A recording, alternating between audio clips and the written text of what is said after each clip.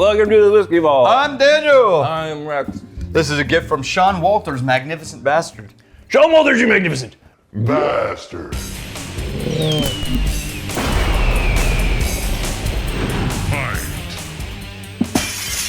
Okay. Okay, so what's going on? isn't that cool? I like that. Little fancy cork, cork action. Screw top. Screw top. Yeah. Yeah. It looks pretty. It looked pretty. I mean, let me see. I don't mind the screw top, but that's fine. I mean, it's a hefty screw top as far as screw tops go. So this is just west of Aspen, Colorado. Colorado whiskey. Jeez.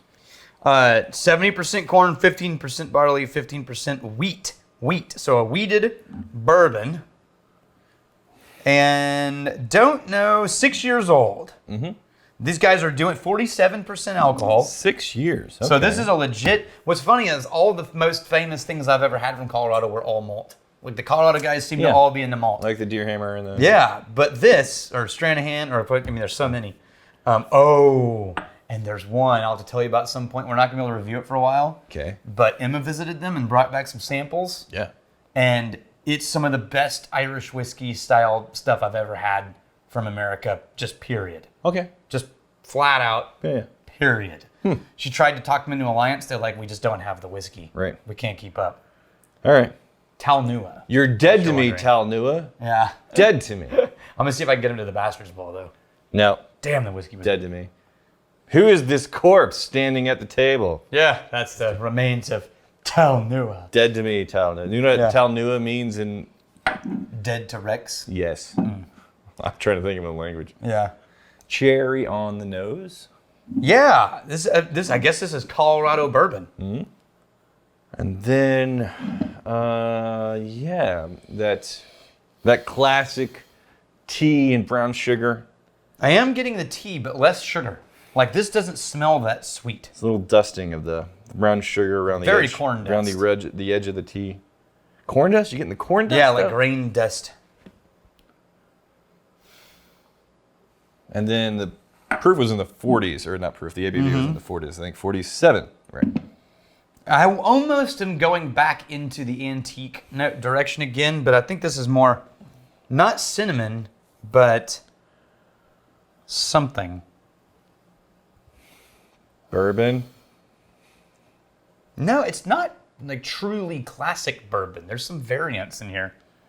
All right, so let's talk about the stuff that's not squarely expected bourbon, because there's a lot of familiar things in there. But I agree, there's something that's a little bit off the axis of what you typically think of as just right down the middle of the road bourbon. It feels like there's a hole in the middle. What? Yeah, that's what it is. All the notes are there, but instead of presenting right there in front of you, there's like this hole down the middle, and you're sort of experiencing it as you go through. But there's a hole right down the middle of it, trying to think, and everything is peripheral. It's like, you know what? I get a little bit of the breadiness of a McDonald's fried apple pie. Yeah, I could see breadiness.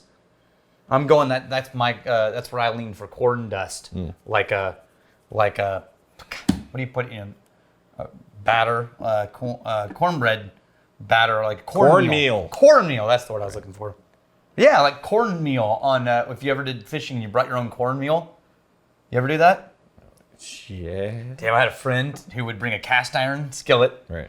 And talking about cornmeal pancake time. No. Yeah. He and a bag of cornmeal his mom made that was like hand done and full of all these herbs and stuff. Yeah. And then we would fish, and he would start a fire and set the cast iron skillet on it, and put some oil in it, and we'd just sit down and fish. Every time you caught something, if it was keeper, you just filleted it, dropped it into the cornmeal bag, shook it, dropped it into the cast iron while the other one guy kept fishing. Yeah. And as soon as it's done, put it on a couple paper plates and be like, there's yours, there's mine. And then you just leave the cast iron skillet going. Yeah. Like scrape out something so it doesn't burn. Yeah. And then you just all day periodically ate fresh fillets with cornmeal, and damn was it good. So when I was young, with my cousins and grandparents out of Oklahoma, tons of lakes in Oklahoma, ridiculous number of lakes. We would go fishing a lot. And we'd end up catching, perch, also quite a bit of catfish. Yes. And I never really thought about it, but I was always glad to find something other than a catfish, because catfish really wasn't my favorite, but we were all eating catfish, so I guess this is fine to eat. Yeah. It wasn't until I was in Australia. Yeah. And it's like, will you guys do much fishing there? It's like, man, I never really fished the ocean. And we're, going out on a sailboat. And like, was it lakes? We would catch like catfish and stuff. Like catfish? It's like, oh yeah. It's like you ate them? Yeah. You ate the They're catfish? basically the buzzards of the Right. fish family. It would be like eating vultures and Yeah. buzzards. And yeah, I was like, this was on purpose. Yeah. You meant to eat catfish. Like, oh, dude, in the States we have entire restaurants Devoted to catfish. Yeah.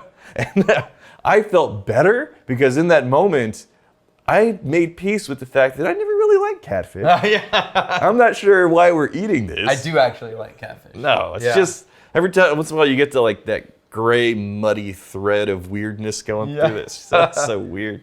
All right, let's taste the whiskey because apparently this is a whiskey review show. Oh, there it is. It's that same Oh, I get this wood squeezed, oil note. yeah, and a squeezed tea bag. Yeah. And that was in the one we did yesterday, only that one yesterday was 11 out of a scale of 1 to 10. This one's like a 3 or 2. Do you see what they did? Yeah, yeah. Yeah. All right. And but it's there. Yeah. That's a barrel thing. I think. Okay. So, if you're looking for basically pretty close to classic bourbon, But with an accent on this tannic wood oil note. yeah, a little squeezed tea bag type of jive there. That's pretty good. I wish it was a little higher proof, but 47 is nothing to sneeze Yeah. at. There's a little bit of thinness to the flavors. There is, and that's where even in the nose, I come back, it's still there. Now I'm getting more and more sweetness every sip. Mm-hmm. It just gets sweeter and sweeter, and that tannic note is sort of just filtering around back there. Oh yeah, it does build. Like the first approach. Well, the second sip, I'm not saying thin now. After Sugary though. Yeah. After the second sip, it's just a compounding of these flavors, of these layers. It's not as thin as it was in that first approach. It's interesting. It's damn near dense now. Huh. The nose, to me though, still. Now I am getting a slight core of that brown sugar, but all the interesting notes in the nose are all still feel like I'm passing by them as they go, instead of like experiencing them. Yeah. You know what? 47% is not a low proof. No. It tastes like the flavors that really are showing up, they're probably going to shine in the low to mid 50s. Yeah. Because they're there, but I think for them to really come into their own and be... Get the density. Yes. Yeah. Yeah. Okay. We got Aaron Fielder talking about Emma and Brianna video. I would like to see them do a tasting video where they are not trying to mimic Daniel and Rex. Okay, so here's the funny thing about that. Yes. They weren't. I mean, they started that way. They started like, Emma, you're doing Daniel, and Brianna, you're doing Rex. And they forgot. And then they forgot within about the first 2 sentences. Right. So if you watch that video, that's legitimately Brianna. Right. That is not her pretending. Yeah. Yeah. And that's Emma just being Emma, Yeah. which reminds me, I didn't even think, son of a bitch. Until I said that out loud. I didn't even think to look back there again. You know what's funny though? On Friday, Brianna came in to drop some stuff off, and she ran through and was Brianna. And she left, and one of the MBs who was visiting from out of state, sitting by the door, is like, so she's like that all the time. Yeah. And Brianna heard him, and she was walking away, and she was like, yep! And I was like, yep. Dude, just a dose of that energy. Just to wake up in the morning, put a few drops of Brianna in your coffee, and like, okay! Hey! Good night. Ryan Mullally. I would never have imagined a conversation comparing the smell of whiskey to sniffing an old lady. No. Just goes to show you learn a new technique every day.